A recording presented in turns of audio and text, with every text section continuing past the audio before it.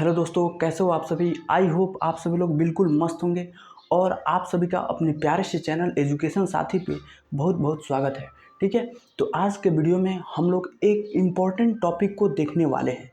आज के वीडियो में हम लोग फिजिक्स के अंतर्गत देखेंगे कि धारिता क्या होता है, कैपेसिटेंस क्या होता है। ठीक है, इसके जो भी कंसेप्ट हैं, इस पर जो भी न्यूमेरिकल पूछे जाते हैं उसको हम लोग देखने वाले हैं। ठीक है, हम लोग पहले देखेंगे कि धारिता किसे कहते हैं, उसके बाद से हम लोग देखेंगे कि धारिता का मात्रक क्या होता है। ठीक है, और धारिता का जो है बीमीय सूत्र क्या होता है, जो अक्सर बहुविकल्पीय प्रश्नों में आपसे पूछा जाता है। ठीक है, तो चलिए हम लोग स्टार्ट करते हैं, धारिता किसे कहते हैं। ठीक है, तो दोस्तों ध्यान रखना, जैसा कि हमने लिख रखा है कि आवेश संचित मतलब आवेश धारण करने की क्षमता को ही हम क्या कहते हैं, धारिता कहते हैं। लेकिन सवाल यह उठता है कि क्या केवल हम एक लाइन लिख देंगे तो पूरा मार्क मिल जाएगा? तो बिल्कुल मिल जाएगा, लेकिन हमको फिजिक्स के शब्दों में कैसे धारिता का डिफिनीशन लिखना है उसको हम लोग देखेंगे। ठीक है, तो चलिए हम देखते हैं। कह रहा है दोस्तों, आवेश संचित करने की क्षमता को हम धारिता कहते हैं। ठीक है, जैसे कोई भी क्या है, चालक है। ठीक है, और वह चालक जैसे क्या है दोस्तों, देखना यहाँ, मान लीजिए यह एक क्या है, गोलीय चालक है। ठीक है, तो इसकी भी कुछ ना कुछ धारिता होगी, इसकी कुछ ना कुछ क्या होगी मेरे भाई, धारिता तो होगी ही। इसकी कुछ ना कुछ धारण करने की क्षमता होगी ही, और धारण करने की क्षमता को ही हम धारिता कहते हैं। ठीक है, तो यह जो है, क्योंकि यह चालक है तो चालक क्या आवेश को ही न धारण करेगा, तो यह चालक जितनी आवेश यानी क्यू को, जितना आवेश को धारण कर लेता है, धारण करने की क्षमता मतलब इस चालक को जितना आवेश अपने अंदर ग्रहण करने की क्षमता होती है वही क्या होती है, इस चालक की धारिता हो जाती है। ठीक है, जैसे आप ऐसे समझ सकते हैं व्यवहारिक भाषा में, जैसे एक बाल्टी हो गया। ठीक है, उस बाल्टी की कुछ ना कुछ धारिता ज़रूर होती है। ठीक है, तो बाल्टी क्या है, अपनी कैपेसिटी भर वह किसी भी वस्तु को या पानी को या जो भी चीज़ हो उसको धारण कर सकता है। जब बाल्टी को उसके धारण से मतलब उसके धारण करने की क्षमता से जब अधिक हो जाता है तो क्या होता है, गिर जाता है। मतलब कहने का मतलब यह है कि एक बाल्टी है 5 लीटर का, तो उसकी जैसे यह एक बाल्टी हमारा हो गया दोस्तों, यह हमारा क्या हो गया, एक बाल्टी हो गया।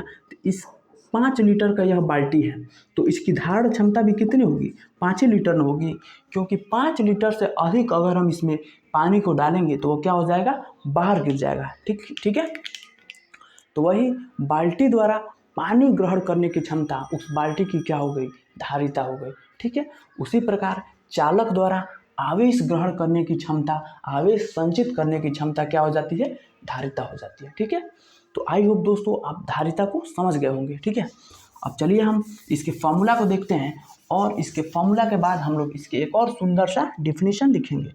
और आप जानते हैं दोस्तों, Q इज इक्वल टू क्या होता है, सी भी। अगर हम यहाँ से C निकालें तो C क्या हो जाएगा, Q/V।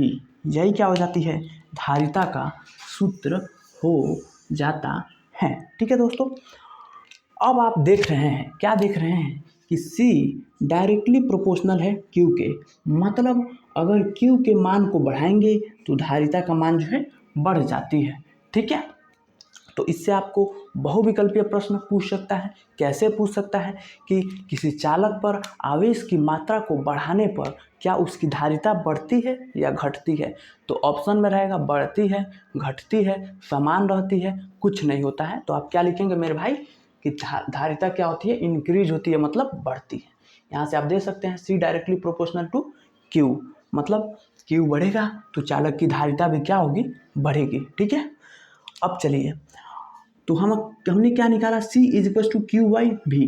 अगर हम V बराबर क्या मान ले दोस्तों, इकाई मान ले, मतलब अगर हम भाई V बराबर क्या मान ले, 1 वोल्ट मान ले, तो क्या होगा, अगर हम यहाँ पे 1 रखेंगे तो C इज इक्वल टू क्या आ जाएगा, C इज इक्वल टू क्या आ जाएगा, Q। ठीक है, क्योंकि नीचे 1 का मतलब नहीं है। V is equal to 1 volt रख देंगे तो C का मान जो है Q के बराबर आ जाएगा। तो यहाँ से क्या होगा मेरे भाई, धारिता का एक और जो है क्या, एक और परिभाषा का उत्पत्ति होगा। कैसे लिखेंगे यहाँ से कि किसी चालक की धारिता आवेश के उस मात्रा के बराबर होती है जो उसके विभवांतर यानी विभव में इकाई वोल्ट मतलब 1 वोल्ट वृद्धि करने के लिए आवश्यक होती है। ठीक है, समझिए एक बार और कि किसी चालक की जो धारिता होगी भाई, किसी चालक की जो धारिता C होगी आवेश के उस मात्रा के बराबर होगी यानी Q के बराबर होगी जो उसके विभव में यानी V में इकाई वोल्ट मतलब 1 वोल्ट वृद्धि करने के लिए आवश्यक होती है। ठीक है, तो आई होप आप समझ गए होंगे। तो चलिए हम इस परिभाषा को भी क्या करते हैं, नोट डाउन कर देते हैं। क्या लिखेंगे, किसी चालक की धारिता आवेश के उस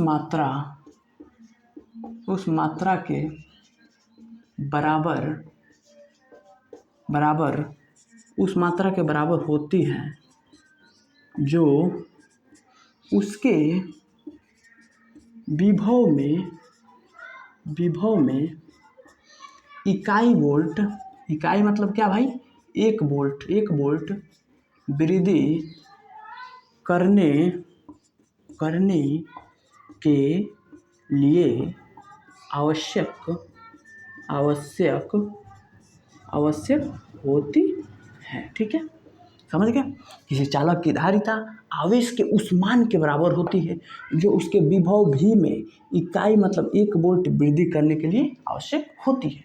ठीक है, अब हम देखेंगे इसका मात्रक क्या होता है। ठीक है, तो मात्रक देख लेते हैं C का, C = अब देखिए Q का मात्रक क्या होता है, कूलाम, और विभवांतर का मात्रक क्या होता है, वोल्ट।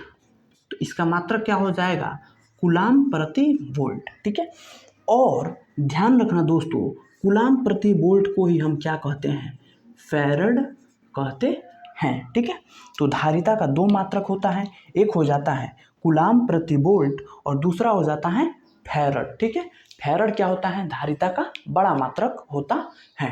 ठीक है, अब देख लेते हैं दोस्तों इसका बीमीय सूत्र। ठीक है दोस्तों, इसका बीमीय सूत्र आप डायरेक्ट याद करने की कोशिश करिएगा। ठीक है, क्योंकि एप्सिलॉन 0 और C का बीमीय सूत्र जो है बहुत इंपॉर्टेंट है, इन दोनों को आप लर्न करके रखिएगा। तो C का बीमीय सूत्र क्या हो जाता है, m-1 L-2 T⁴ A⁴ 2, यही क्या हो जाता है, इसका बीमीय सूत्र हो जाता है।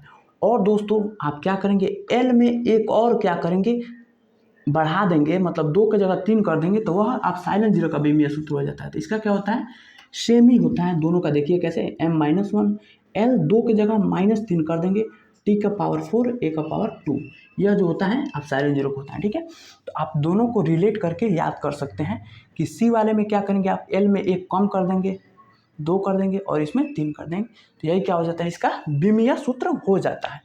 बाकी आप निकाल भी सकते हैं, जैसे Q का बीमीय सूत्र क्या होता है, AT। ठीक है, और V का बीमीय सूत्र क्या हो जाता है मेरे भाई, तो ml कितना हो जाता है दोस्तों, कितना हो जाता है, mL⁻³ A⁴2। ठीक है, निकाल सकते हैं यहाँ से। या फिर अगर V का भी आप निकालना चाहेंगे तो V बराबर क्या होता है, ED। E का बीमीय सूत्र क्या होता है, mL⁻³ A⁻1 इंटू D का क्या होता है, L। तो क्या हो जाएगा, हाँ बिल्कुल सही है, यहाँ पे -1 रहेगा और L 2 हो जाएगा। तो V का बीमीय सूत्र ये, अब दोनों को ऊपर भेजेंगे तो यही आने वाला है। ठीक है, तो यही कहानी है हमारी धारिता की, कि धारिता किसे कहते हैं हमने आपको बता दिया, इसका मात्रक, इसके सूत्र, ठीक है, इसका बीमीय सूत्र, सबको हमने डिस्कस कर लिया। ठीक है दोस्तों, अब आप लोग बताइएगा कि आपको वीडियो कैसा लगा। अगर वीडियो समझ में आया हो दोस्तों तो एक प्यारा सा लाइक कीजिएगा। और दोस्तों आप लोगों से निवेदन है हाथ जोड़कर कि आप लोग प्लीज़ चैनल को दोस्तों सब्सक्राइब जरूर कीजिए, क्योंकि आपके सपोर्ट की बहुत ज़्यादा ज़रूरत है। ठीक है, क्योंकि आप जितना सपोर्ट करेंगे उतना हमें हौसला मिलेगा वीडियो बनाने का, और हम आपके लिए प्रतिदिन हर रोज़ आपके लिए सभी सब्जेक्ट, सभी विषयों की वीडियो लेकर आते हैं। और आप लोगों के हमेशा जो है उपस्थित रहते हैं, ठीक है। तो बाकी एक प्यारा सा कमेंट ज़रूर कीजिएगा। और आपको हम एक जानकारी बता दूं कि हर सब्जेक्ट का प्लेलिस्ट बना हुआ है, फिजिक्स, केमिस्ट्री, जो भी हो, न्यूमेरिकल हो, नेमिंग रिएक्शन हो, सबका प्लेलिस्ट बना हुआ है। आप वहां से जाकर अपनी तैयारी को बिल्कुल बेहतरीन तरीके से कर सकते हैं, ठीक है। तो फिलहाल आज के वीडियो में इतना ही। और दोस्तों, चैनल को सब्सक्राइब करके और अपने मित्रों से भी ज़रूर इस चैनल से जुड़ने को कहिएगा, ठीक है। तो मिलते हैं किसी और वीडियो में, तब तक के लिए इतना ही। पढ़ते रहिए, मुस्कुराते रहिए और अपने माता पिता का नाम रोशन करते रहिए और इस चैनल को सपोर्ट करते रहिए। तब तक के लिए जय हिंद।